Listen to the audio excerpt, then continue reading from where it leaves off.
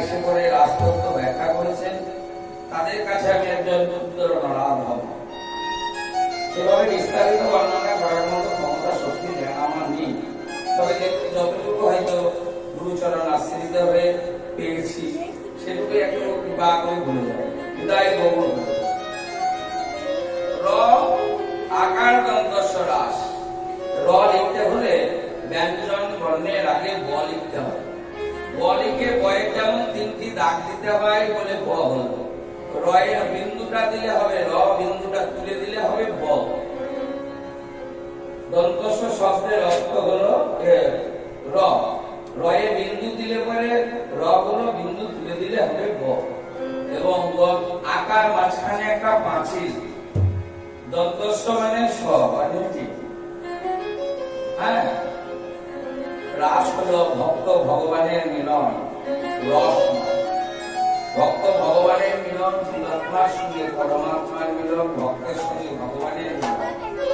শুধুমাত্র আক্ষেপ, আর কি আছে? শুধু অনুরাগ আর প্রেম। রাসে কোনো নিত্য নেই, রাসে শুধু আছে ভক্ত ভগবানের মিলন মাঝখানটায়। ভক্ত এবং ভগবানের মিলন মাঝখানটায় শুধু দুঃখ আর বেদনা, যন্ত্রণা, শুধু কান্না আর কান্না। তবে তামসিক জগৎ, এই জগতে একটু নাচ গান না করলে পরে বেশ রসপুষ্ট হয়, তার জন্য একটু নাচ গান গাইতে হয়। যাই হোক, বিদায় গৌর হরি বল। এবার দেখুন, রাস আমরা রাস শুনতে হলে 18 বছর পূর্ণ হলে ভালো হয়। রাস বিবাহিত জীবনে শ্রবণ করা খুব কি বলবো ভালো। বিবাহিত জীবনে রাস শ্রবণ করলে আমরা রাস করলে সুন্দর ভাবে বোঝা যায় বা সেটা রসপুষ্ট। রাস আমরা নীতি প্রতিদিন করে থাকি। ভগবান করেছেন রাস আর আমরা করি বাস। ভগবান লীলা করেছেন রাস, আমরা প্রতিদিনই করি, ওই পথেই যাই। কিন্তু বিয়ে করে আমাদেরটা হয়ে যায় বাস, ভগবান একটা হয় রাস। ভগবান বিন্দুটা রাখে আর জড়জগতের মানুষের বিন্দু চলে যায়। বিন্দু চলে গিয়ে পরে বাস হয়ে যায়, জন্ম নিয়ে। আর ভগবানের ওটা, ভগবান যেটা করেছেন সেটাতে বিন্দু ভগবান আটকে। যাই হোক, রাস ভক্ত ভগবানের মিলন, রাস রাস পেলাম কোথা থেকে? রাস শোনার প্রয়োজনীয়তা বা রাস শোনার আমাদের কি বলবো আবশ্যক কর্তব্য, করণীয় কর্তব্য নয়। রাস আমাদের শুনতে হয়।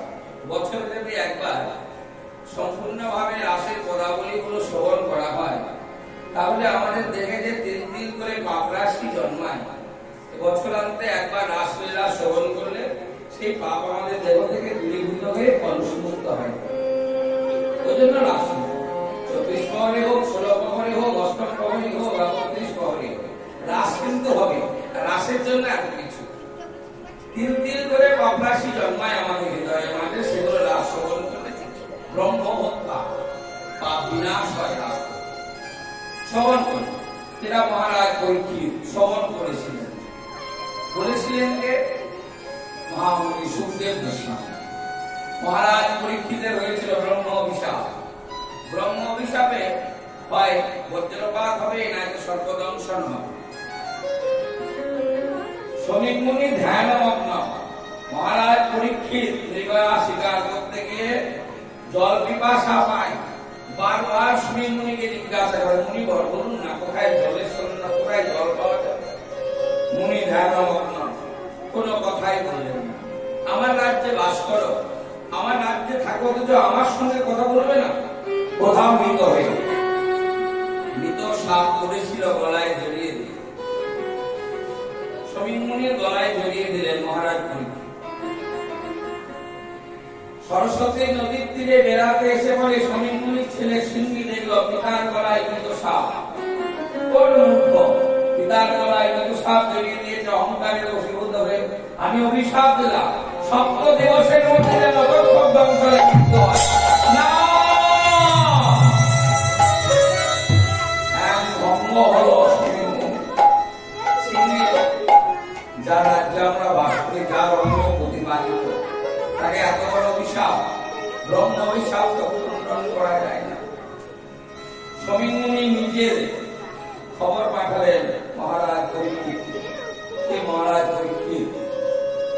তারপর সর্বদংশন অভিশাপ হয়েছে 7 দিবস, মানে 7 দিনের মধ্যে আপনার মৃত্যু হবে। মহারাজ পরীক্ষিত শোনা মাত্র উন্মাদের মতো হাসলেন। আমার মৃত্যুকে ভাইনি, জন্মাইলে মরিতে হইবে অমরকে কথা কবে, মৃত্যু তো একদিন হবে, কিন্তু মৃত্যুর আগে আমি জানতে পারলাম যে 7 দিনে আমি মারা যাব। এটা শোনার জন্য বা জানতে পারার জন্য আমি খুব গর্বিত। কিন্তু 7 দিনের মধ্যে আমি মারা যাব, কিন্তু ব্রহ্ম অভিশাপ, এই ব্রহ্ম অভিশাপ থেকে যদি আমি মুক্তি না পাই, আমাকে জন্ম জন্মান্তর ব্রহ্ম অভিশাপ ভোগ করতে হবে। ছুটতে ছুটতে গেলেন গুরুদেব সুখদেব গোস্বামীর কাছে। এই গোস্বামী বাবা, আমার উপর হয়েছে ব্রহ্ম অভিশাপ, এর কোন বিধান, 7 দিনের মধ্যে আমার মৃত্যু হবে। হে মহারাজ পরীক্ষিত, আপনি শ্রবণ করুন শ্রীমদ্ ভাগবত। সেই ভাগবত কথা শুনতে শুনতে শুনতে শুনতে শুনতে শুনতে যেদিন 7 দিন হলো, সেদিন মহারাজ পরীক্ষিত শ্রবণ করছিলেন রবীন্দ্র অপ্রাকৃত লীলা আসন ভাগবত দশম স্কন্ধ, একাদশী স্কন্ধ শ্রবণ করতে করতে করতে করতে 7 দিন রাসলীলা শ্রবণ করতে করতে মহারাজ পরীক্ষিতের সর্বদংশন হলো। মহারাজ পরীক্ষিতের মৃত্যু হলো। মৃত্যু হোক, কিন্তু এই পাপ দেহটা নিয়ে যদি আমার মৃত্যু হয়, আমাকে জন্ম জন্মান্তর ভোগ করে যেতে হবে। তার জন্য মহারাজ পরীক্ষিত শ্রীমদ্ ভাগবতের রাসলীলা শ্রবণ করে দেহটাকে কলুষ মুক্ত করে তিনি গেলেন সেই ভগবত ধাম। তাহলে রাসলীলা শ্রবণ করলে আমাদের সকল পাপ দূরীভূত হবে। ভগবান রাস করলেন বৃন্দাবনে রাসস্থলী নামক যমুনা তীরে। মৃদু বর্ণ নয়, নিকুঞ্জ বর্ণ নয়, বংশী বর্ণ নয়, কোথায় করলেন? ভগবান রাস করলেন যমুনা তীরে রাসস্থলী নামক একটা স্থান রাস করেছে। আমরা শুনবার সে অপ্রাকৃত রাসের কথা। রাসের তো প্রচুর তত্ত্ব, যাই হোক এত তত্ত্ব বর্ণনা করার মতো সময় বা সেই জ্ঞানটুকু আমার নেই। যতটুকু পারলাম রাসলীলাটা শ্রবণ করবেন, শ্রবণ করলে পাপ দূরীভূত হবে। আর 7 দিনের মধ্যে আমাদের মৃত্যু হবে। 7 দিনের মধ্যে আমরা প্রত্যেকেই মারা যাব। রবি সমঙ্গল বুধ বৃহস্পতি আর শুক্র, এই 7টা বার 7 দিনের মধ্যে আমাদের মৃত্যু হবে। রবিবার, রবে যদি পৃথিবীতে, এই পৃথিবীতে রবে যদি সংযত হয়েছে, খুব সাবধান। রবিবার হলো সোমবার হলো, যখনই নিজেকে সংযত হতে পারবো তখনই মঙ্গল হবে। আর মঙ্গল হলে বিবেক বুদ্ধি বৈরাগ্য চেতনা হবে। বিবেক বুদ্ধি বৈরাগ্য চেতনা বললে আমাদের ইচ্ছা হবে আমরা গুরু আশ্রিত, তখনই আমরা গুরু আশ্রিত হব। যে গুরু বৃহস্পতির আশ্রিত হয়ে বৃহস্পতিবার হলো, যখনই গুরুদেব আশ্রিত হব তখনই আমাদের শুক্রকে ধারণ করার ইচ্ছা থাকবে। শুক্রকে যখনই ধারণ করতে পারলাম ব্রহ্ম, শুক্রবার হলো, শুক্রকে যখন ধারণ করতে পারবো তখন শনি এসে কিবা বলবে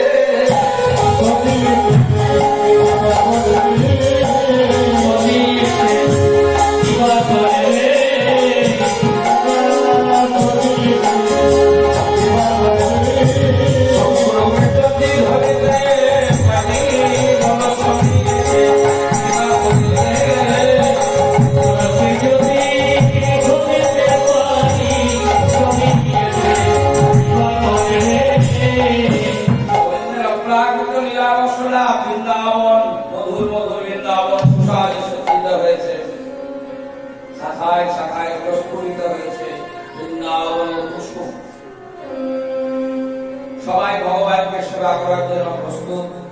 আজ হয় ভগবানের সর্বশ্রেষ্ঠ লীলা, সবাই সবার ইচ্ছা ভগবানের আমরা একটু সেবা করব। তাই সবাই ভগবানকে সেবা করার জন্য প্রস্তুত হয়েছে। বৃন্দাবনের সবাই কেমন? বৃন্দাবনের সবাই কেমন? অন্য দিনের থেকে আজকে সবাই আলাদা। দিবস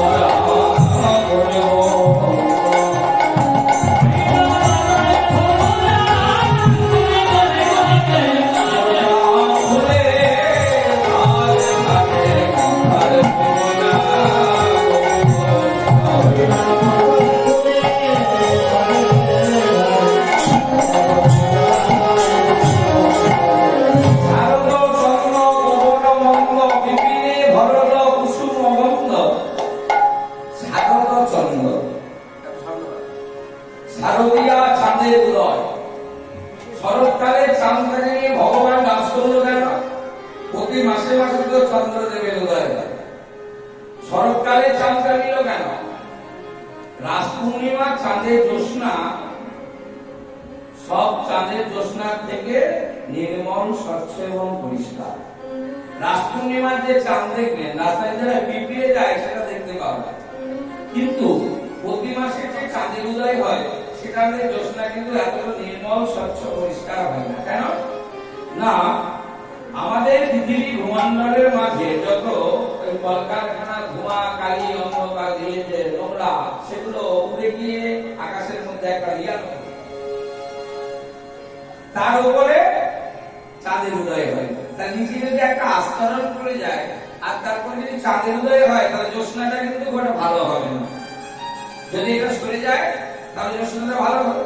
বর্ষাকালে অপর্যাপ্ত বৃষ্টি হয়, সেই কারণে গগনমণ্ডলে যত ময়লা আবর্জনা থাকে সেগুলো সব ধুয়ে নেমে যায়, গগনমণ্ডল হয়ে যায় পরিষ্কার। তার চাঁদের উদয় হলে পরে চাঁদের কিরণটা সম্পূর্ণ পৃথিবী ভূমণ্ডলে পরে স্বচ্ছ এবং নির্মল। শুধু কি তাই, ভগবান কোন লীলা এইভাবে করেনি যেভাবে আমরা বিশ্লেষণ বা ব্যাখ্যা করি। ভগবানের প্রত্যেকটা লীলা হলো অন্তর জগতের লীলা। ভগবান লীলাগুলো বৃন্দাবনে করেনি, বৃন্দাবনে লীলাগুলো বিলাস করেছে। ভগবান প্রত্যেকটা লীলা করেছিলেন গজেন্দ্র নন্দন কৃষ্ণ গোলক বৃন্দাবন। বৃন্দাবনে ভগবান যখন রাস করেন, বৃন্দাবনে গোলক বৃন্দাবন, উত্তরপ্রদেশ বৃন্দাবন নয়, এই বৃন্দাবনে ভগবান অবতার করে সে রাধারানীকে সৃষ্টি করে বলে লীলাটাকে বিলাস করলেন মাত্র। যেমন আগে, এখন যেমন ভিডিও অডিও একসঙ্গে হয়, তখনকার দিনে আগে অডিও হতো, তারপরে ভিডিও হতো, তখন শুধু লিপ দিয়ে যেত আর শুধু অন্য ভঙ্গিমা, তাই তো? ভগবান শুধু অডিওটা বানিয়েছিলেন সেই গোলক বৃন্দাবন, ভিডিওটা বানালেন বৃন্দাবনে সে রাধারানীকে নিয়ে রাসস্থলীর মাঝে আরো গোপীদেরকে নিয়ে রাস্তাকে বিলাস করবে। ভগবানের প্রত্যেকটা লীলাগুলো অন্তর্জগতের মধ্যে। এই অন্তর্জগতের কথাগুলো শুনতে হলে না আধ্যাত্মিকের কথাগুলো শুনতে হবে, যেগুলো খুব উচ্চ তত্ত্বের বিষয়। সেই তত্ত্বগুলো ভগবান সেই অন্তরের রাস্তাকে, অন্তরের কথা যদি প্রকাশ করা যায় তবে লীলা বুঝতে পারো ভালো হয়, কিন্তু সেই কথাগুলো আসলে প্রকাশ করা তো সম্ভব নয়। কারণ সবাই আমরা একত্রিত ভাবে শুনি, বেশিরভাগই মানুষ সেটাকে নেগেটিভ পয়েন্ট করে নেবে। হ্যাঁ, যেমন বৃন্দাবনে, আজ বৃন্দাবনে চাঁদের উদয় হয়েছে। চাঁদ ভগবানকে সেবা করার জন্য 15 তলার চাঁদ, 16 তলার। ভগবানের চাঁদের উদয় হয় 15 তলা, 16 তলায় পূর্ণ চন্দ্রিমার উদয় হয়। বারবার বলবে আসে গগনমণ্ডলে আজ পূর্ণ চাঁদের উদয় হয়েছে। চাঁদ কখনো পূর্ণ নয়, 15 তলা, কিন্তু ভগবানের দরকার 16 তলা। 16 তলা চাঁদ না হলে ভগবান নাশ করতে পারবে না। তাহলে 15 তলা চাঁদকে নিল, আরেক তলা কোথায়? না দেবাদিদেব মহাদেব প্রবেশ করেছিল রাসস্থলে বলে 15-16 হল। যদি ভোলানাথ না প্রবেশ করত তাহলে 16 পালা পূর্ণ হতো না, আর ভোলানাথ না প্রবেশ করলে আমরাও রাস পেতাম না, ওটা কখনোই হয়ে যেত। ভোলানাথ প্রবেশ করেছিল রাসমন্ত্রে বলে তো আমরা রাস পেলাম।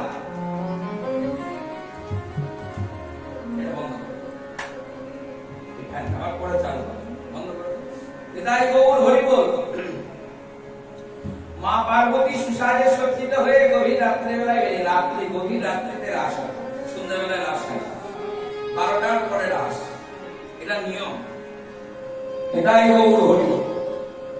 ভগবান রাসমঞ্চে ভগবান ছাড়া দ্বিতীয় কোনো পুরুষ প্রবেশ করবে না, সেখানে শুধুমাত্র অনাদি আদি গোবিন্দ গজেন্দ্র নন্দন কৃষ্ণ থাকবে, সেই রাসস্থল। মা পার্বতী থাকবে দরজার প্রহরী, কেউ যেন প্রবেশ না করে। সুসাজে সজ্জিতা হয়ে যখন মা যাবে রাসমঞ্চে ভগবানের, ভোলানাথ ঘুমন্ত অবস্থায় উঠে পড়ে, ঠিক না মা পার্বতীকে সুসাজে সজ্জিতা দেখলো, অমনি মা ভোলানাথ বলল, পার্বতী এত সুন্দর সেজে গুজে গভীর রাত্রে কোথায় যাবে? তুমি তোমার ফুলের কুলবধূ, তুমি এত সুসাজে সজ্জিত হয়ে কোথায় যাবে? বলল পার্বতী, আমি যাব ভগবানের অপ্রাকৃত লীলারস রাসরে, সে তাদের বলল আমি আমায় নিয়ে চলো, ভগবানের অপ্রাকৃত লীলা সর্বশ্রেষ্ঠ লীলা আমি দর্শন করব। বলল না ভোলা, এটা পাই না, কারণ ওখানে ভগবান ছাড়া দ্বিতীয় কোনো পুরুষ থাকবে না, তুমি কেমন করে যাবে?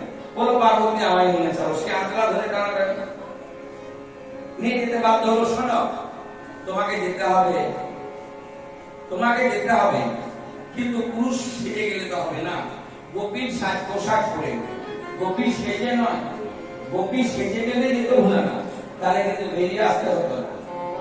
গোপীর পোশাক পরে গেছিল বলে বেরিয়ে আসতে হতো। গোপী সাজে গেলে ওখানে গোপী হয়েই থাকতো, বুঝতে পারতো না, কিন্তু গোপীর পোশাক পরে গেছে, কিন্তু গোপী সেজে যেতে পারে। লাল গেরুয়া পরলে পরে স্বামী বিবেকানন্দের মতো হওয়া যায় না। ত্যাগী সন্ন্যাসী হতে গেলে আগে হৃদয়টাকে সন্ন্যাসী করতে হবে, সন্ন্যাস করতে হবে, সব ত্যাগী, সবটাকে তার হৃদয় থেকে করতে হবে, তারপরে পোশাকটা পরলে পরে তার মনোযোগা পাওয়া যাবে এবং সেই পথটাতেও যাওয়া যাবে। কিন্তু ভিতরে যদি নোংরা থাকে আর উপরে একটা লাল রঙের পোশাক পরে বাবাজি সাজলে তার হবে না।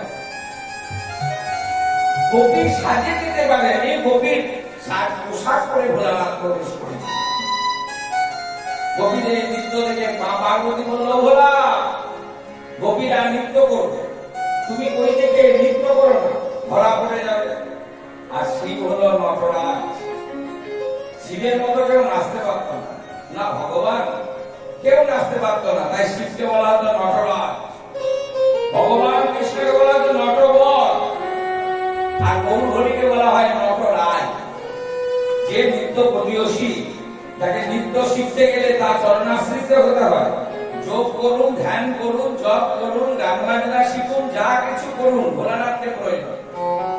ভোলানাথের কৃপা ছাড়া কোনো কাজ হবে না, যোগ হবে, ব্যায়াম হবে, শিক্ষা হবে, দীক্ষা হবে, গান হবে, বাজনা হবে। 6 রাগ 36 রাগিনী, গান বাজনা প্রথম সৃষ্টি করে ভোলানাথ, সুরকে সৃষ্টি করেছে ভোলানাথ। 6 রাগ 36 রাগিনী ভোলানাথের সৃষ্টি। তাহলে আগে আমাদের ভোলানাথকে প্রয়োজন। ভোলানাথ গোপীর পোশাক পরে রাসমঞ্চে প্রবেশ করে গোপীদের নৃত্য দেখে পার্বতী ভোলা নিচোড়া না, নাচবো না, কিন্তু গা দোলাতে তো দোষ নেই, গাও দোলাবে না। তুমি যদি একবার তুলিয়ে দাও সারা বৃন্দাবন তুলে যাবে। যেটা গোপীদের নৃত্য শুরু হয়েছে সেই তালে তালে ভোলানাথ নিজে নৃত্য করতে শুরু করেছে, নৃত্য তাল ভঙ্গ হয়ে গেল। ভগবান খুঁজে দেখলো কে আছে, বলে এত বোকা সোটা গোপী তো বৃন্দাবনে। ভোলানাথকে অভিশাপ দিল, হে ভোলানাথ, আমি ছাড়া দ্বিতীয় কোন পুরুষ প্রবেশ করবে না, আর তুমি প্রবেশ করেছো, অভিশাপ দিলাম। এই রাসস্থলী থেকে 4 কোষ ধরে তোমার স্থান হবে, তোমার নাম হবে গোপেশ্বর, তুমি পাথর হয়ে থাকবে। ভোলানাথ পরজনে বলল, হে গোবিন্দ, আমি না হয় পাথর হয়ে থাকবো, কিন্তু তোমার যে অপরাধ বাইরে গিয়ে প্রকাশ করে দেবো?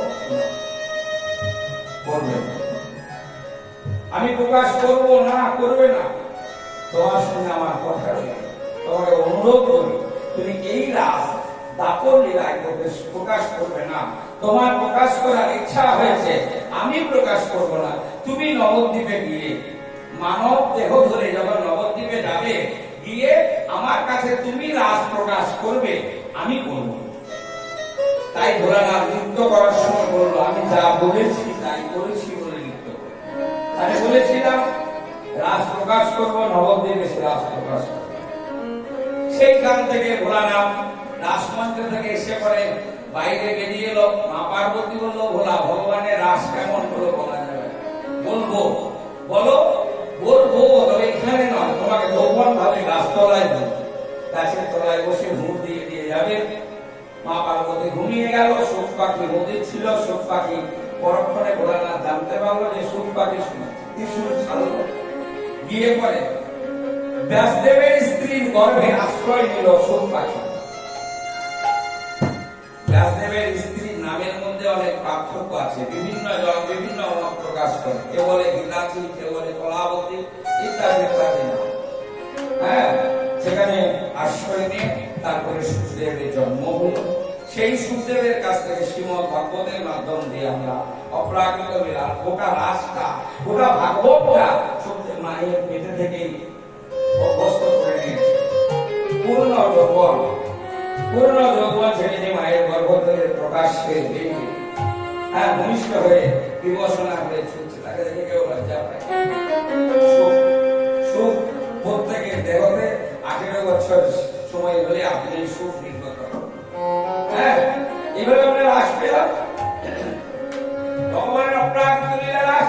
বৃন্দাবনে সবাই সময় বৃন্দাবন সুসাহারে সজ্জিত হয়েছে। বৃন্দাবন চাঁদের উদয় হয়েছে 15 কলাম।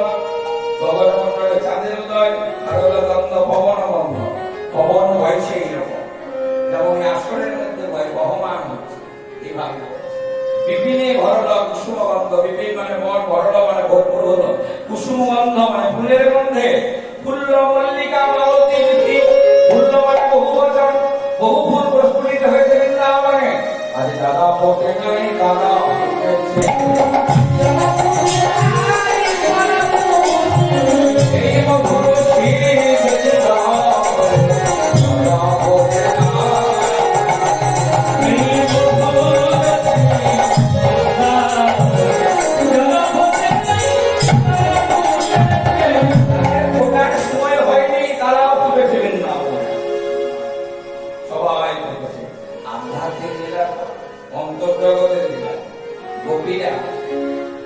অন্তর্জগতের কথাগুলো একাত্তর আমি সামান্য বলছি। বৃন্দাবনের যারা ব্রজরমণী, যারা যারা সবাই প্রস্ফুটিত হয়েছে ভগবানকে সেবা করার জন্য, কিন্তু যারা ফুটে না যায় তারা ফুটেছে মানে বৃন্দাবনে যেদিন রাস হয় সেদিন ব্রজগোপীদের সবাই ঋতুমতী হয়েছে। ভগবান রাস করেছিল কত বছরে? ওমা, ভগবান কত বছরে রাস করেছিল? 9 বছর বয়সে। 9 বছর বয়সে ভগবান রাস করেছে। ভগবান পূর্ণ যৌবনে রাস করেন।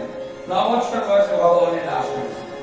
বৃন্দাবনে সব ফুল প্রস্ফুটিত হয়েছে, মানে সমস্ত কবি যারা ছিল সত্য যুগে সনকাদি মুনিগণ, তারা ত্রেতা যুগে লসানেরা লগ্নিমুনি মুনিকন্যা। বৃন্দাবনে তারা হলো গোপরমণি বজ্রমণি হয়ে। গোপরমণি সাধন সিদ্ধা কবি, ভৈরব সিদ্ধা কবি, নিত্য সিদ্ধা কবি, কৃপা সিদ্ধা কবি, কবিদের স্তর আছে।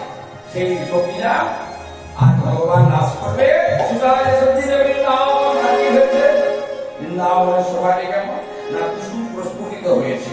তাদের পাশে পাশে ভ্রমর। এই ভ্রমরটা কারা? পুরুষ ভ্রমর। তারা পাশে পাশে ঘোরাঘুরি করছে মধুপান করার জন্য। বারবার বসতে যাচ্ছে। আর ফুলগুলো কি বলছে? শুইও না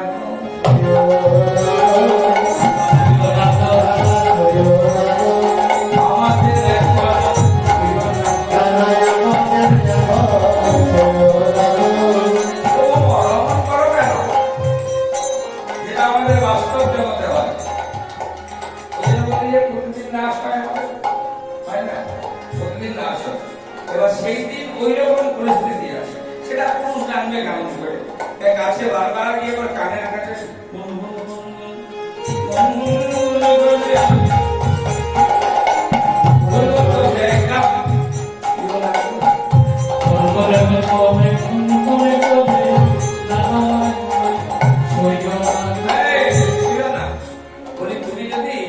বারবার কুসুম বলছে ছুঁয়ো না, আর আমাদের ছুঁয়ো না, কারণ আজ হবে ভক্ত ভগবানকে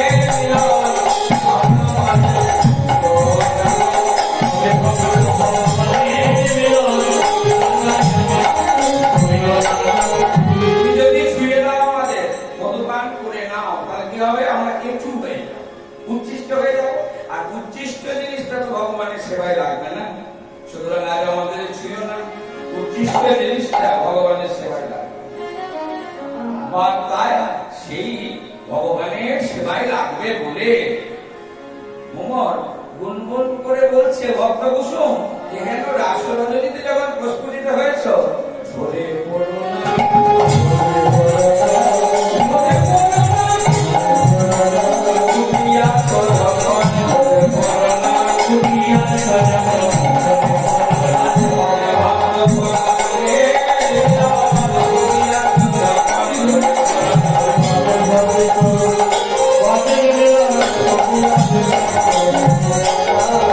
আমিও আপনাদের অনুরোধ করি, এসেছেন যখন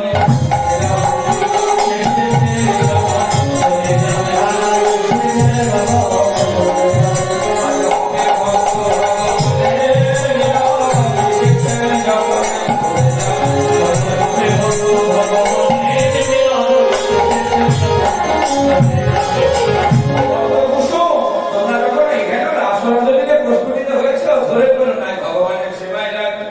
এদিকে বৃন্দাবনের সবাই সুসাজে সজ্জিত ভগবানের সেবা করব বলে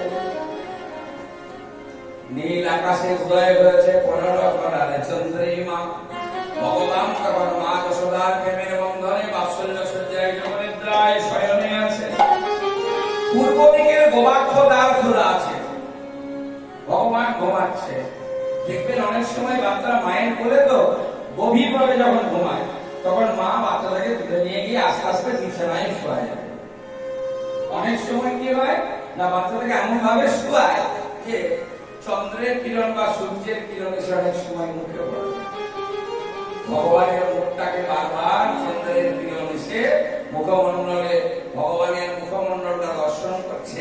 পূর্বের গোবাক্ষ দ্বার হতে বাগানগুলো খোলা আছে, জানলাগুলো চন্দ্রের কিরণ অবশ্যই চলে এসে ভগবানের মুখমণ্ডলকে আলো করছে, আর বারবার বলছে যে ভগবান প্রথম আজ রাস করবে না, সবাই তোমার জন্য অপেক্ষা, তোমায় সেবা করার জন্য। সব ভক্তরা ভগবানকে ডাকছে, সবাই ডাকছে, আর ভগবান তখন ঘুমাচ্ছে। গভীর রাত্রিবেলায় যাবো নন্দে নন্দন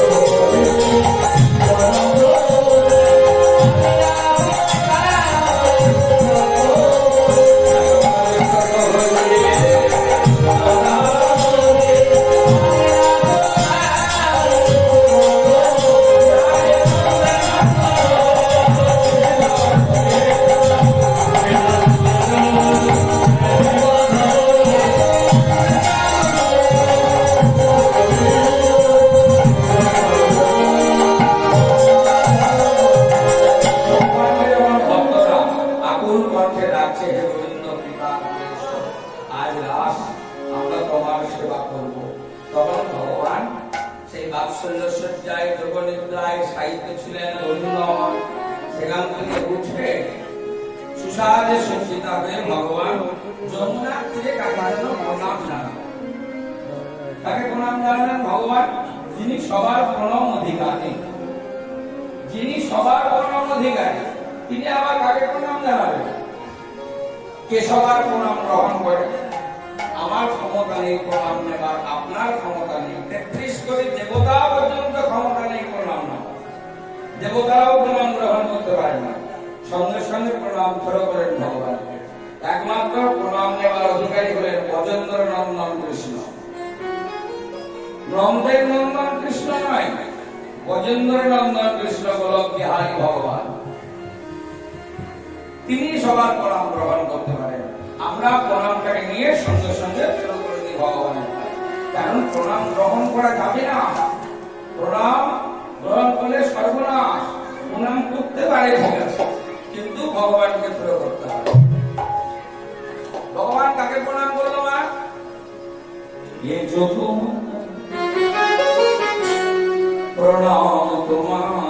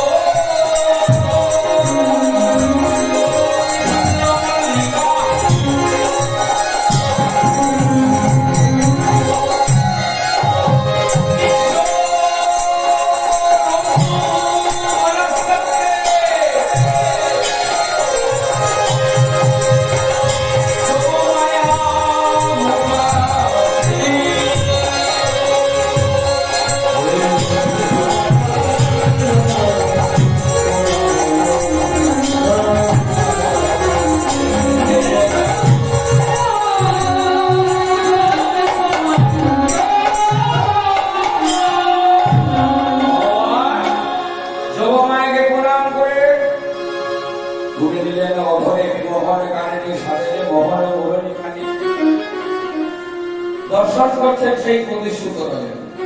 যে রজনীর কথা আগে হয়েছে, যেদিন শারদীয় চন্দ্র উদয় হবে, সেদিন তোমাদের মনোবিলাস পূর্ণ করবো সেই আশ পূর্ণিমা।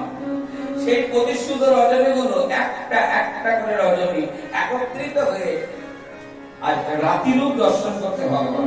রাত্রি মানে এক বছর, রাতি মানে বহু বছর। বৃন্দাবনের ব্রজরমণীরা কাত্যায়নী ব্রত করেছিলেন। কাত্যায়নী ব্রত করেন আপনারা? কেউ হাত তুলুন দেখি। কাছে বললে ঘুম আসবে না, দূরে বললে ঘুম আসবে। সারাদিন পরিশ্রম, ঘুম আসবে না। মেয়েরা শ্বশুর বাড়ি আসে কেন? মেয়েরা শ্বশুর বাড়ি আসে কেন? মা বর বাড়ি, বাবা মা ভাই বোন আত্মীয় স্বজন বন্ধু বান্ধব পাড়া প্রতিবেশী ছেড়ে দিয়ে পড়ে একটা অজানা অচেনা ছেলের সঙ্গে চলে এলো হাত ধরে হাসতে হাসতে, না কাঁদতে কাঁদতে আসে, তারপরে আবার হাসে। আসে কেন? লক্ষ্য কেন আসে জানেন? সেবা করতে আসে। সেবা সেবা করতে আসে। ছোট্ট গল্প বলে যায়। রাত্রি তো দিক হয়ে যাচ্ছে, কষ্টটা একটু ঘুমান, আমি কিছু বলবো না। দরকার লম্বা শুয়ে বলুন, পা রেখে দেখি, আমি কিছু বলবো না। কারণ এই যে আপনাদের গ্রামের একটা বিয়ে আছে না, তার পরশু দিন সেই রকম। এবার ধরুন সবাই তো চায় আমি যেমন আমার আত্মীয়টাও তেমনই হোক, কিন্তু কোন কালক্রমে দেখা যায় সেরকম হলো না, আপনার মতো হলো না। আপনি শিষ্টাচার মানেন, আপনার বাড়িতে শাস্ত্র আলোচনা হয়, আপনি শাস্ত্র জ্ঞানী মানুষ। এবার বাবা মা যদি ঠাকুর দাদারা ইত্যাদিরা শাস্ত্র জ্ঞানী হয়, তাদের বাড়ির ছেলে মেয়েরা একাত্রিত হবে, হবে না? নিশ্চয়ই হবে। এইবার এখানকার ধরুন ছেলে বা মেয়ে, এখানকার মেয়ে ওই আমাদের বিয়ে হয়েছে গৌরাঙ্গী, ওর কথাটা বলবো। এবার এই গ্রামের হয়তো ছেলে অন্য গ্রামের মেয়ের বিয়ে হলো, নতুন বউ গ্রামে এলো, আসার পরে স্নান করতে গেল, ওই অজয় নদীতে স্নান করতে গেল। তখন তো জলের ব্যবস্থা এত ছিল না বাড়ি বাড়ি। এবার নতুন বউকে স্নান করাতে কে নিয়ে যাবে? বা শাশুড়ি মা নিয়ে যাবে, আর ননদ থাকলে ননদ নিয়ে যাবে। ননদ নিয়ে গেল বৌদিকে স্নান করাতে ওই নদীতে। আর বলে শুনুন, এবার যাওয়ার পরে জলে নামার পর স্নান করবে, ননদটা দাঁড়িয়ে আছে পুকুরের পাড়ে, আর বৌদি স্নান করতে নামলো। দেখে নদীর ওই পারে, তো বর্ধমান জেলা নদীর ওপারটায় না একটা সুন্দর ছেলে, সে তিলক করছে জলের ধারে, জলের দিকে তাকিয়ে। তখনকার দিনে তার আয়না ছিল না, ওই জলের দিকে তাকিয়ে তিলক করতো, তিলক সেবা করছে। নতুন বউ এপার থেকে বলে উঠল, যে সকাল সকাল শুনলে কেন? ওখান থেকে ওপার থেকে ছেলেটা উত্তর দিল, পথ বড় দুর্গম, পথ বড় দুর্গম। বাস এই কথা হয়ে গেল। এইবার যেই না এই কথা হয়ে গেল, ননদটা, ওরা তো এই সমস্ত এত শাস্ত্র জানে না, ও আমার মাথাতে ঘুরঘুর ঘুরঘুর করছে যে ছেলেটা কি বললো বৌদিকে। বাড়িতে এসে পরে মাকে বলছে, মা জানো আমার দাদার থেকেও দেখতে সুন্দর একটা ছেলে ওই পাড়ে ছিল, নদীর ওপারে। আর বৌদি স্নান করতে গেল, বৌদি একটা কি কথা বললো আর ও একটা কি কথা বলে দিল। এই তো এর আবার অন্য কাউ ধরে নিল। এ তখন পাড়া দিদিদেরকে, মানে যারা পাড়া প্রতিবেশী, দিদি জানো আমার বৌমাটা ভালো হবে কেন বললো, ওই পরপুরুষের সঙ্গে কথা বলে আসে। জানি না বাবা ওই ছেলেটা তোদের গ্রামের হতে পারে, আগে হয়তো কিছু ব্যাপার ছিল, সে দেখা করতে এসেছে, এমনটা হতে পারে। সেটা এখন শাশুড়ি মা প্রত্যেক বাড়ি বাড়ি বলে বেড়াচ্ছে। বাড়ির কথা দেখবেন বাড়ির লোকে ছড়ায়। বাড়ির কথা কিন্তু আপনার বাড়ির যত খবর হোক, এই কথা কিন্তু বাইরের লোক শুনলেও বলবে না, পাছে ঝগড়া হয়। বাড়ির কথা বাড়ির লোকে ছড়িয়ে বেড়ায়, খুব সাবধান। এবার শাশুড়ি মা না বাড়ি বাড়ি গিয়ে পরে ওই কথা বলে বলে বেড়াচ্ছে, বৌমায়ের নাম যশ করছে। এদিকে বৌমা এসেছে স্নান টান করে, এবার নতুন বউ তো একটু ছোট কোনোদিন হয়তো শাড়ি টাড়ি পরে না, নতুন করছে, এসে বলে একটু দেরি তো হবে। বৌমা ঘরের ভিতরে কাপড় ছাড়ছে, শ্বশুর বসে আছে দরজার কাছে, ওই ছেলেকে এখন ভিক্ষা করতে এসেছে। এসে দরজায় দাঁড়িয়ে আছে, হরি বল বলে। শ্বশুর বললো, বৌমা তোমার শাশুড়ি মা তো নেই, একটু ভিক্ষা দিয়ে দাও। নতুন বৌমা ঘর থেকে বেরিয়ে ভিখারিকে বলল, পুরাতন চলছে, নতুনে হাত দি না। যেই না বললো, ভিখারিটা ঘুরে চলে গেল। যেই না ঘুরে গেল, শ্বশুর নৃত্রিং করে লাগলো, বৌমা তোমার লজ্জা করে না? তোমার বাবা মা কিছু শেখায়নি? তুমি ভিখারিকে ভিক্ষা দাও না? বলে আমার বাড়িতে কি নেই? সবই তো আমার বাড়িতে আছে। ভিক্ষা দিতে হয় সে তোমার বাবা মা শেখায়নি? কেমন শিক্ষা দিয়েছে? হ্যাঁ, কেমন শিক্ষা দিয়ে দেয় তোমাদের বাড়িতে কি এই সমস্ত নেই? ভিখারিকে ভিক্ষা দিতে জানো তুমি? যে ভিখারি দরজা থেকে ফিরে গেলে গৃহস্থের অমঙ্গল হয়। আমার বাড়িতে কি নেই যে তুমি ভিক্ষা দিলে না? শ্বশুর চিৎকার করছি জোর, শাশুড়ি শুনতে পেরেছে, সে অন্য বাড়ি ছিল, দৌড়ে এলো, এসে থাকো, কি হলো চিৎকার করছো কেন? বলো চিৎকার করবো না, তোমার ছেলে এমন ঘরের মেয়ে এনেছে যে ভিখারিকে ভিক্ষা দিতে জানে না। আর ভিখারি এসেছিল, কি বলে দিল, ভিখারিকে চলে গেল। তখন শাশুড়ি মা ওর স্বামীকে, মানে শ্বশুরকে বলছে, জানো এটা সামান্য ব্যাপার, আরো খবরটা শোনো। পুকুরে চান করতে গেছে, সেখানে তোমার মেয়ে প্রমাণ আছে, চান করতে গিয়ে পরপুরুষের সঙ্গে কথা বলে এসছে। এ কেমন মেয়ে, কেমন সংসার, কেমন ঘরের মেয়ে নিয়ে এসেছে। ছেলে ঘর আসুক, আসার পরে না দূর দূর করে ঝাড়া খেয়ে খেয়ে বাড়ি করে দেবো। লক্ষ্মী ছাড়া মেয়ে, কোন ঘরের না কোন ঘরে এসেছে, যে বাড়ির সংস্কৃতি জানে না বাড়ির। হ্যাঁ, এ বাড়ি কেমন বাড়ির মেয়ে, ভিখারিকে ভিক্ষা দেয় না, পরপুরুষের কথা বলে, ইত্যাদি ইত্যাদি। এবার শাশুড়ি এবং শ্বশুর দুজনে মিলে বৌমাকে সুন্দর পালিশ করছে। স্বামী এলো, এসে পরে বাবা মাই বললো, শোনো বাবা, এমন ঘরের মেয়ে নিয়ে এসছো যে পরপুরুষের সঙ্গে কথা বলে, যে ভিখারিকে দরজায় ভিক্ষা দেয় না, কেমন ঘরের মেয়ে তুমি নিয়ে এসছো? এ মেয়ে সংসার থাকলে সংসার জীবনে কোনোদিন উন্নতি হবে না, বরং এই সংসার ধূলিসাৎ শেষ হয়ে যাবে। যেমন করো এই বাবার বাড়ি পৌঁছে দিয়ে এসো। স্বামী তখন বললো, রেডি হো, জামা কাপড় যা আছে লাগিয়ে নাও, চলো তোমাকে বাবার বাড়িতে দিয়ে আসো, চলো বাবার বাড়িতে দিয়ে আসবো। নূতন বউ করজোরে বললো, শ্বশুরকে বললো, তো গার্জেন বললো, বাবা মেয়েরা শ্বশুর বাড়ি আসে কেন? শ্বশুর হা করে দিল, ও কি জানবে? ভাত ধারে না, শুধু খাই দায় রোজগার করে, আর কোন ভাত ধারে না। ও না হা করে দিল, কিছু বলতে পারলাম না। নূতন বউ বলল, বাবা মেয়েরা শ্বশুর বাড়ি আসে গুরুজনদের সেবা করে, তা আমার তো একবার বিয়ে হলো, আর তো হবে না, আমি বাবার বাড়ি চলে যাবো। সূর্য উদয় হবার আগে আমি আমার বাবার বাড়ি চলে যাবো, নদীর ওপারে চলে যাবো, আমি থাকবো না। কিন্তু আমার তার বিয়ে হবে না, সুতরাং ভাগ্য ফলে যখন একবার বিয়ে হয়ে গেল, আজকের দিনটা আমাকে সময় দেন, আমি গুরুজনদের সেবা করে চলে যাব। কারণ নারীদের ধর্মই হলো গুরুজনদের সেবা। বলো ঠিক আছে, যা ছাই পাশ খাওয়াবে খাওয়ার আছে, কালকে সূর্য উদয় আগে যেন মুখ না দেখতে হয়, চলে যাবে। বলে হ্যাঁ চলে যাবে।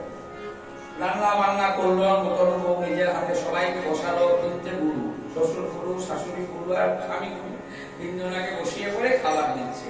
দিতে দিতে শ্বশুরকে জিজ্ঞাসা করছে, বাবা টাটকা খাচ্ছেন না বাসি খাচ্ছেন? শ্বশুর তো বললো, তোমার মাথাতে কিছু নেই, তুমি কি পাগল? এই তো রান্না করে ভাত গরম, ডাল গরম, সবজি গরম, চাটনি গরম, পায়েস গরম, সবই তো গরম, এরা বাসি কোথায় হলো? বললো, বাবা জিজ্ঞাসা করুন যে বাসি খাচ্ছেন না টাটকা খাচ্ছেন? টাটকাই তো খাচ্ছি রে বাবা, এটা বাসি কোথায় হলো? তোমার মাথায় কিছু নেই, পাগল উঠবা, পাগল পাগল ছাগল বলে কোন রকম রয়ে। সকালবেলা হতে না হতেই রাত্রে কাপড় টাপড় লাগিয়ে নিয়ে স্বামীকে বললো, চলো দিয়েছে। ভোরবেলায় বেরিয়ে পড়লো, ধমধম করে বৃষ্টি হচ্ছে, চাষিরা লাঙল দিয়ে চাষ করছে, নতুন বউ আগে আগে যাচ্ছে, পেছনে যাচ্ছে স্বামীটা। যেতে যেতে দেখছে কিনা চাষিরা লাঙল দিয়ে যখন চাষ করছে, নতুন বউ দৌড়ে গিয়ে ওই চাষি ভাইয়ের কাছে বললো, এতে ও চাষি ভাই, বলি খেয়ে চাষ করছো না না খেয়ে? স্বামীটা দৌড়ে দিয়ে হাতটা ধরে বললো, তোমার মা, এ তোমার কে হয় চেনো? বলে না।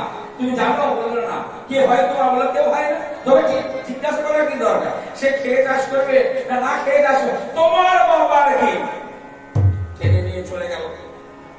স্বামী বললো, শোনো, নদীর ওপারে তোমার বাবার বাড়ি, তাহলে আমি আর যাবো না, কারণ ওখানে গেলে আবার মায়া বাড়বে।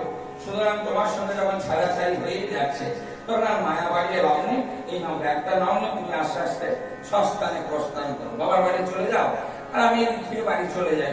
ঠিক আছে, তাই হবে। ওই দিক থেকে একটা মরা নিয়ে আস। বলো হরি, বলো হরি, বলো হরি। নতুন বউ দৌড়ে গিয়ে বললো, দাঁড়াও। মরাটা নিয়ে আসছে ওরা, ওদিকে বললো, দাঁড়াও। বলে এটা মরা না, জ্যান্ত। স্বামী বলছে, তুমি কি উন্মাদ? সত্যি পাবো? আরে জ্যান্ত লোকে বলছেন হরি বলো বলে এইভাবে বাঁশের মাথায় নিয়ে আসে, এ তো মরা। তখন স্বামীর হাতটা ধরলো নতুন বউ। স্বামী, আমি জানি মরা ছাড়া জ্যান্ত মানুষকে এভাবে আনে না, কিন্তু মানুষ মরেও মরে না, জানো? বলে হ্যাঁ জানি তো, এই তো কিছুদিন আগে 5 বছরে হয়েছিল। মরা বলে 12 নম্বর ঘরে না কোন কত নম্বর ঘরে রাখছে না, রুগীগুলো 4 ঘন্টার পরে ছুটি দিল, ঘরকে নিয়ে এলো, নিয়ে আসার পরে চিন্তাতে যেই না চাপালো, 5 বছরে আমাদের আত্মীয় ব্রাহ্মণরা নিয়ে চাপার পর কিছুক্ষণ পরে নড়ে চলে উঠলো। সেই রুগী আবার বাঁচলো, সেই রুগীকে নিয়ে আবার দুর্গাপুর ওই মিশন হসপিটালে ভর্তি করলো, ওখানে দিন 5-7 রইলো, তারপর মারা গেল। আমি বললো মরেও মরে না, বললো আমি সে মরার কথা বলিনি, মানুষ মরেও মরে না। কীর্তিযশ 1372 বঙ্গাব্দে মহাপ্রভুর মন্দিরে প্রতিষ্ঠা জ্যেষ্ঠ তাত ঈশ্বর গোবর্ধন বাসুরীর স্মৃতি রক্ষার্থে ঈশ্বর রামানন্দ বাসুরীর পুত্র শ্রী নীলমণি বাসুরী প্রজন্মে মন্দির মোজায়েক করা হইল। বেশ সুন্দর আমাদের মন্দির। বললো আমাদের গ্রামে মন্দির এটা স্টাইল বসিয়ে দিয়েছে, জানেন? রামানন্দ বাসুরীর উদ্দেশ্যে পুত্র নীলমণি বাসুরী, একদিন নাম কীর্তিযশ স্বর্গ। কারণ মানুষ মরেও মরে না। বলো স্বামী, আজও ইতিহাসের পাতায় স্বর্ণাক্ষরে তাদের নাম লেখা আছে। ঈশ্বরচন্দ্র বিদ্যাসাগর, রবীন্দ্রনাথ ঠাকুর, কাজী নজরুল ইসলাম, বিনয় বাদল, মাস্টারদা, সূর্য সেন, আজ তারা মরেও মরেনি, তাদের মৃত্যুদিন জন্মদিন পালন করা হয়, তারা মরেও মরেনি। এই ব্যক্তি, এই যে মরা, এই ব্যক্তি যদি গ্রামের কোনো ভালো কাজ করে এসেছে, গ্রামের লোক চিরকৃতজ্ঞ থাকবে এবং চিরদিন মনে রাখবে, একদিন তার নাম হবেই হবে। আর যদি সে শুধু উঁচু টাকা রোজগার করেছে আর এই আপোষের মতো খেয়েছে, আর চারটে সন্তান সন্ততি জন্ম দিয়েছে, হরিবল বলে চলে গেলে তার এই কাজ কি করতে রেখে দিয়ে গেছে, পুকুর রেখে দিয়ে গেছে, বাগান রেখে দিয়ে গেছে। আপনি বাবার মালগুলো চষে বসে খাচ্ছেন, বাবার ব্যাংকের টাকাটা ছাড়িয়ে এনে খাচ্ছেন, আপনার 10 টাকা রোজগার করার ক্ষমতা নেই। ওই বাবার জমি চাষ করে খাচ্ছেন, বাবার 10 বিঘে রেখে গেছে, আপনার আর 5 ঘন্টা কেনার ক্ষমতা নেই, 10 বিঘের মধ্যে ঘুরঘুর করছে। এটা হলো বাসি খাওয়া। কেউ যদি ফুচকা বেচে 10 টাকা রোজগার করে খায়, সেটা হলো টাটকা খাওয়া। আর ভিখারিকে ভিক্ষা দিলাম না কেন জানেন? ভিখারিকে ভিক্ষা দিলাম না মানে এই জগতের মানুষের মানসিকতা খুব খারাপ। নিজেরা খাবে লাল বাবার মিনিকেটের চাল, আর ওই লাগাই ভিকে এই মৎস্য ইলিশ দেখে কন্ট্রোলে ভাঙা বুঝতে চাল আলাদা, এগুলো আলাদা রাখ। এই মৎস্য ভাবে দিতে হবে, মানে আমরা খাবো কীর্তনিয়া ভাঙা বুঝো চাল, ওরা খাবে মৎস্য ভাবে। ভিখারিকে দিবি, দিন রাত হরি নামে তো আসতেই আছে, ওখানে মৎস্য ওখানে মৎস্য, ওদিকে দিবি ওইটা। আর আমাদের রামদেব বাবার এই মিনিকেটের চালটা আমাদের থাকে। নতুন বউ বলছে শাশুড়ি এবং শ্বশুরকে, বাবা আমি যদি আমাকে, আমার শাশুড়ি হলো পুরাতন, আমি তো নতুন, এই সবে এসেছি, আমাকে তো দেখিয়ে দেবে বৌমা, এইগুলো দেবে লাগাই ভিখারি থেকে, এইগুলো আমাদের স্পেশাল চাল, এগুলো আমাদের ঘরে খাওয়ার জন্য, আমাকে তো দেখিয়ে দেয়নি। আমি যদি ওই মিনিকেটের চাল 500 দিয়ে দিই ভিখারিকে, তাহলে ঘরে কুরুক্ষেত্র আরম্ভ হয়ে যাবে। এই চাল আমরা 50 টাকা আমি ঝামেলা শান্তিতে নেই, ওই জন্য বলো পুরাতন চলছে, নতুন হাত দিই। নদীতে স্নান করতে গিয়ে কথা বলে এলাম, ওই ছেলেটা অল্প বয়স, নবীন যুবক, তিলক করছে, তাই জিজ্ঞাসা করলাম সকাল সকাল শুনলে কেন? সে প্রতি উত্তরে আমায় বললো, পথ বড় দুর্গম, ভগবানের কৃপা পাওয়া বড় কষ্ট, যদি সকাল সকাল না করো তাহলে বড় সমস্যা হবে। তাই উপায় বাংলা বিখ্যাত কবি, সে বললো আমাদের উদ্দেশ্যে বললো, জীব সময়ে গেলে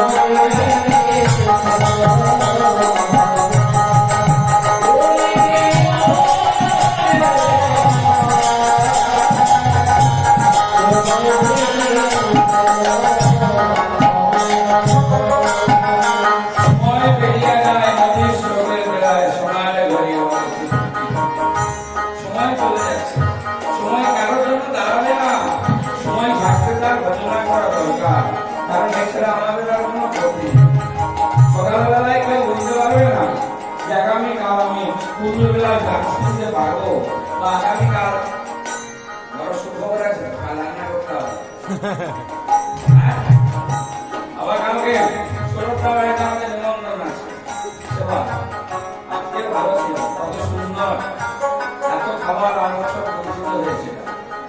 জিজ্ঞাসা কোথায় চলে চলে পেট ভরে গেল, বাড়ি না বাড়ি করে হয়ে গেল। এটা কালকে গত বছর মানুষগুলো কত কষ্ট পেয়েছে, এটা আমি অনুভব করছি, যে তাদের একটা আয়ন, লোক না হোক কম হোক, কিন্তু ভালোবাসা। আপনি কীর্তন শুনতে আসবেন না ঠিক আছে, কিন্তু আপনি আদর করলেন, এটা সব থেকে বড় জিনিস। মানুষ হয়ে মানুষকে যদি ভালোবাসা হয়, কীর্তন শোনার দরকার পড়ে। মানুষ মানুষকে ভালোবাসতে হবে, কত ভালোবাসা এখানে গতবারে চাপা পড়েছে, এটা পাইনি। সবাই ডাকলো সারা বিকালটা ঘুরে ঘুরে ছুঁড়ে ছুঁড়ে পেট ভরে হ্যাঁ, কালকে আসে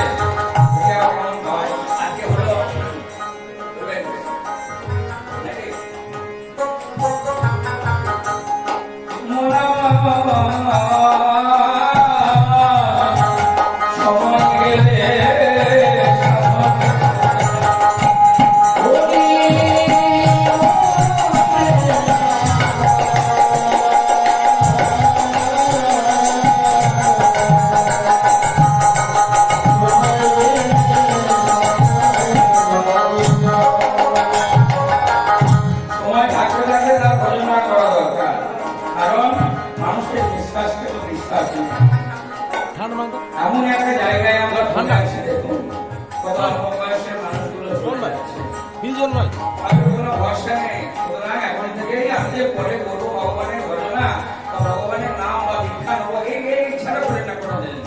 কারণ আপনি আজকে আছে সব থাকতে হবে, সুতরাং আজকেই শুরু করে দেন ভগবানের চর্চা, ভগবানের সেবা। বয়স হয়ে গেলে আর হবে না। জান নম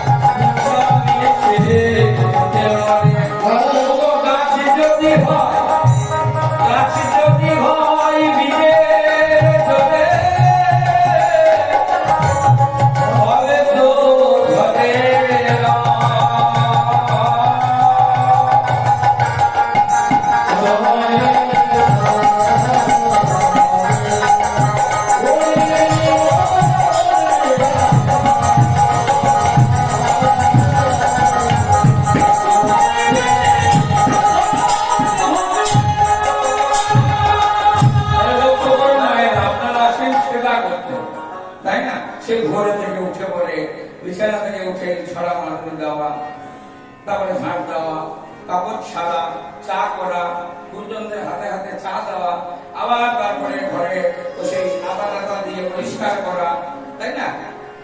পরিষ্কার করা, চান করা, আবার দুপুরে মানে কি বলবো বাল্য ভোগের জোগাড় করা, বাল্য ভোগ মানে নাস্তা টিফিন করা, তার ভাজা আমাদের করতে হয়, সেগুলো করতে হলো। তারপরে সেবার ব্যবস্থা, অন্যের ভোগের মধ্যাহ্নে ভোগ লাগাতে হবে, তাদের রান্না বান্না করা, তাদেরকে জনে জনে দেওয়া, বাসন ধোয়া, তারপরে সময় পেলেন তাহলে একটু শোয়া হলো, আবার ঝাঁটপাট দেওয়া, আবার চা করা, কেউ ভাগে জল চাইলে দেওয়া, গুরুজনরা এক গ্লাস জল চেয়েও খাবে না, নিয়েও খাবে না, দাও চালাও, এরা হান্না এই করতে করতে রাত্রে আবার খাবার ব্যবস্থা করা, এই খাবার দাবার ব্যবস্থা করে খাইয়ে দাইয়ে বাসন টাসন ধুয়ে তারপরে পাগলো করে থাকছে আমার মানে আপনাদের সামনে পাগলো হয়ে থাকবে, তারপরে আপনার মুখ এরপরে বলুন এই রাত 2-2 পর্যন্ত বসে থাকা বড় কষ্ট হয় না। যদি ঘুম আসে সে বলুন কোনো অসুবিধা, কিন্তু চলে নিয়ে ঘুমাইতে ঘুমাইতে যদি একটু কানে যায় তাহলে উপকার হবে। হ্যাঁ, চলে যায় না, ঘুমিয়ে পড়ুন, লম্বা হয়ে সে কোনো থাকতে, তাই না? এটাই গৌড় হরি বল। ভগবান দর্শন করবেন প্রতিশ্রুত